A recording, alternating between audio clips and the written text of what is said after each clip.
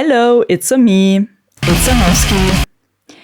So, metal music, rock music, alternative music and music in general. It is art, depending on who you ask about what kind of music or band, right? But it is not only art, it is not only an artistic expression of oneself, it is often also a business. And many have talked about the music business in general at length, and I oftentimes feel that, within the alternative music scene, so, also rock, metal, all of that, there is this perception that, the alternative music business is very different from the mainstream. So polished music, fabricated stars, without any real talent, so-called industry plants, all not in the name of art, but in the name of business. There to make money by appealing to as many people as possible and marketing these artists and their products as much as possible to rake in as much profit as possible. This is seen as despicable by many metal fans because the metal scene isn't like that. We are different than those sheepish pop girlies. Or are we? Today, I want to talk about metal and capitalism, and especially about metal merch. So, first of all, what is merch? So, merchandise or merch for short can really be anything that is customized that fans can buy. So I think the most common merch item is probably the band t-shirt, a simple t-shirt with the band's logo, or it can be a cool design, tour dates, etc. But it could also be a tote bag, beanies, socks, pretty much everything. And when I had just started writing this video, I saw that one of my favorite commentary girlies here on YouTube, Mina, uploaded a video about merch, so merch in general, and hers focused more on pop culture, so pop bands or also movies. But it also included the history, and many points are also true for the alternative music scene. Yeah, but this is what we will talk about today. So it all started with the simple band t-shirt in the 50s and 60s and developed into a huge market with bands producing any kind of product you can think of where they can slap their logos on, right? So what Mina also mentioned in her video, and I will link her video below with a bunch of other videos, is the many designer collabs of pop artists to create super exclusive and expensive designer merch. And my first instinct was that, that doesn't exist in the metal scene. But then I remember the Rammstein and Balenciaga collab. And I'll tell you more about that later in the video. So yeah, today everything can be merch. Why sell or buy merch? I want to look at this from two angles. So why do bands produce all kinds of merch and why are fans so eager to buy it? So usually when you sell something, you want to make money. That is how our world works. But before we talk about the financial aspect, which, no doubt is the most important one for many bands, actually for most bands probably, there are also other factors. So talking from experience, it is very cool to see someone wear your band's shirt and, thereby telling everyone, I like this band. Look at me. And if you are a small band that is not really trying to fund their lives through music or with merch, but it's more of a hobby, this is super cool and, dare I say, even more important than profiting. I mean, sure, to make merch, you need money and you don't want to be in the red forever because of that merch. But after getting your initial investment back, seeing someone with your merch on is just a great feeling. Now, I'm pretty sure that most musicians would agree that, seeing people with your merch is pretty cool. But, if you're someone who tries to make a living with selling records and going on tour, merch becomes a very important source of income.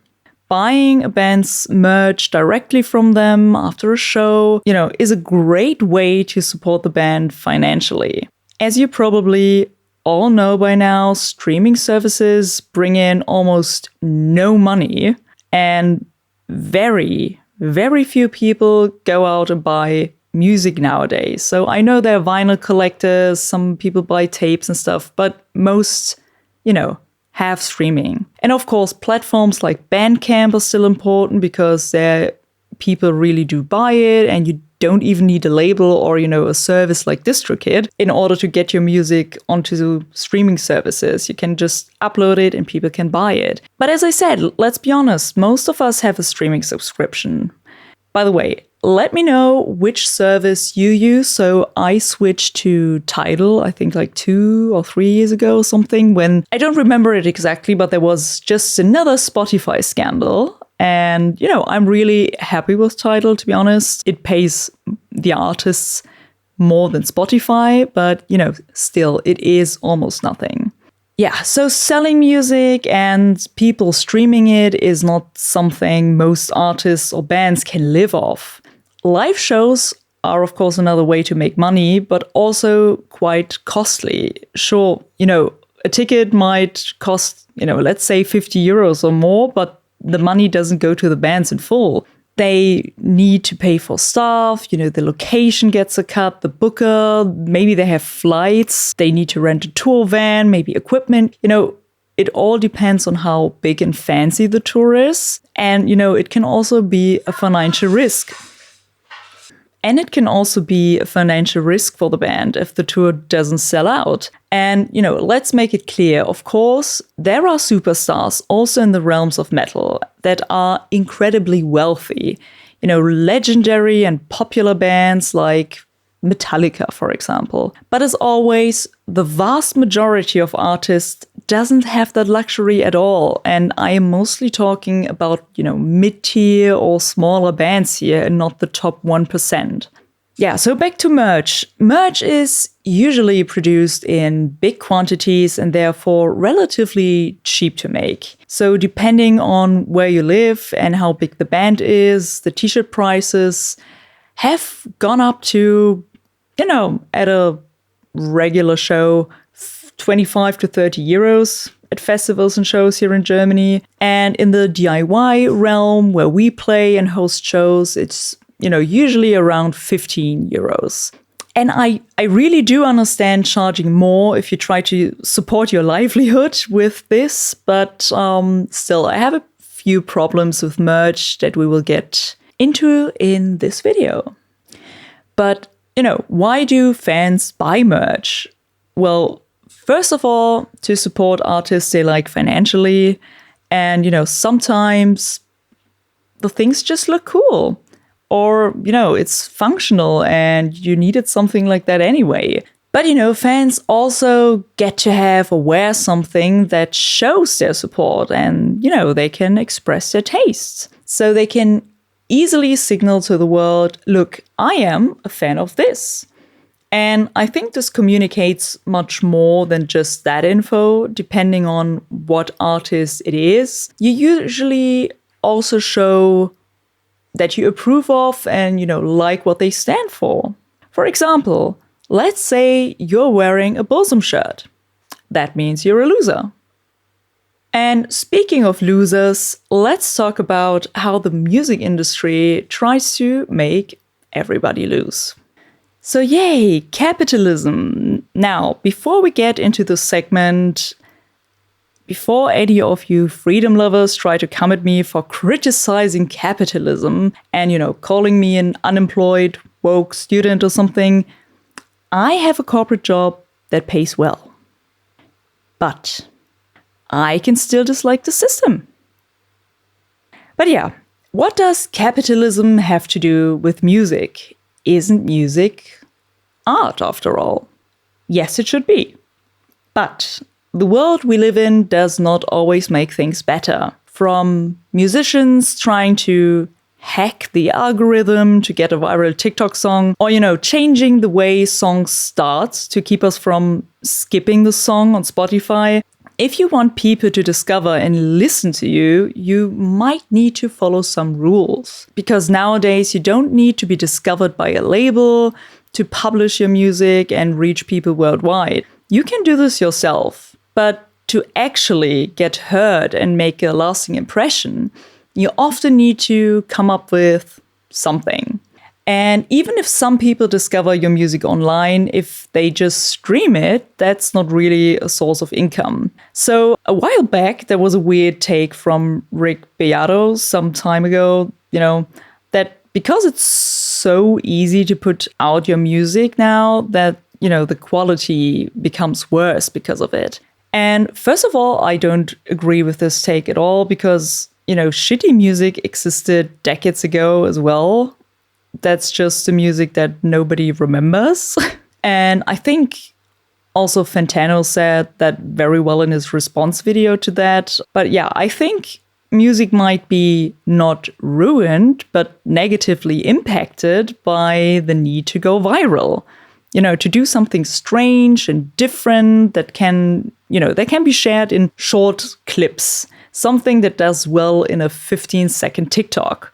And, first I thought, this only really applies to pop songs, doesn't it? But, what about all of the modern deathcore, etc., where the song structure might be lacking, but you get tons of clips, reacting to the newest, outrageous animal noises? Don't get me wrong, I like deathcore and strange noises are cool and all, but, if the song is lame or generic or just riff salad, but there is this one really cool snippet that can be shared, sorry, then, the song as a whole is shit.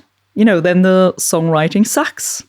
Yeah, but anyway, again, back to merch. So, as I said, these t-shirts and, other items are often produced in large quantities to make them cheaper. And ideally, there is a new design, for every tour. So the next time you'll have to get another one, and another one, and another one.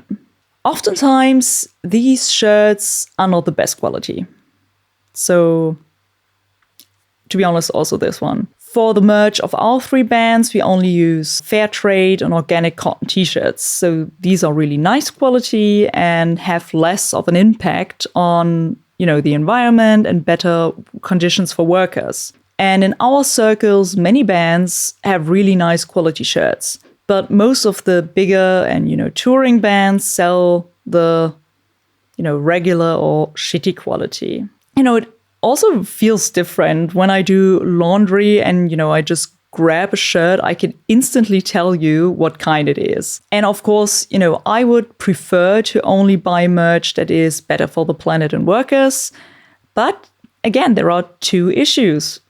And first of all, money.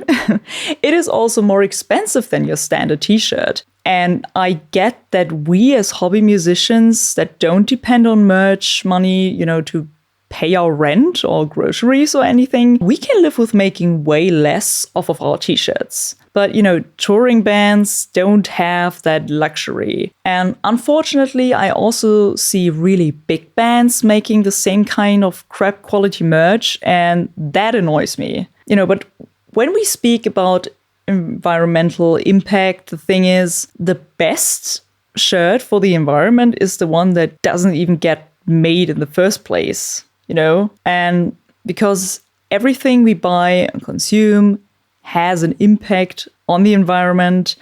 And, with all these different tour shirts and, this and that and all the things you can buy, we feel compelled to buy more and don't miss out on it. So merch FOMO, if you will. And, it's the same for all of these vinyl variants and stuff like that. And yes, especially clothes are functional and you can use them every day. But, okay, let's be honest here. If you're someone who buys merch regularly, do you wear every single item on the regular? Let me know in the comments how many band tees you have and if you wear them regularly. Cat's going wild. And my issue with poor quality merch is that when you wear it a lot, it might wash out, lose its shape or whatever, faster than if it had been made with better materials. Yeah, funny side note here.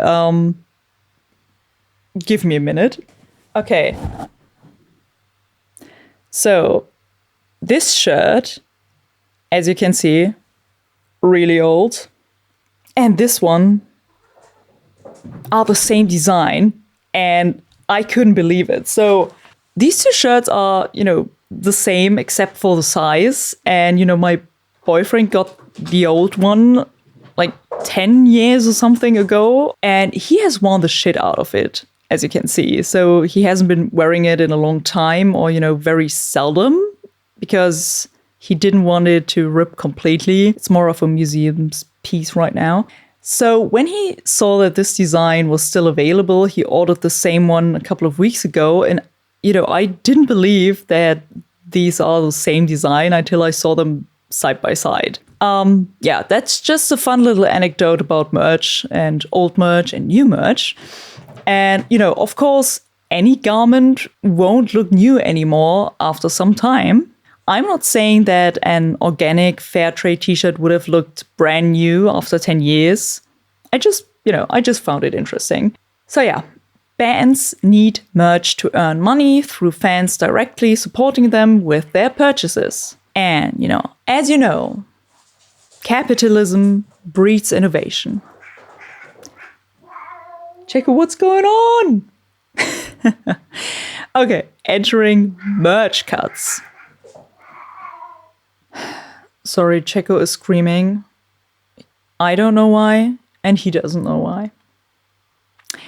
Anyway, merch cuts were actually introduced by many venues. This means that bands could no longer keep the money they earned by selling their own products, so their shirts, for example, but have to give the venue they were playing at, and selling their merch at, a percentage of the profits of that night. So the argument was that, the clubs or arenas or whatever provided the space to sell these things and should therefore get some of the money.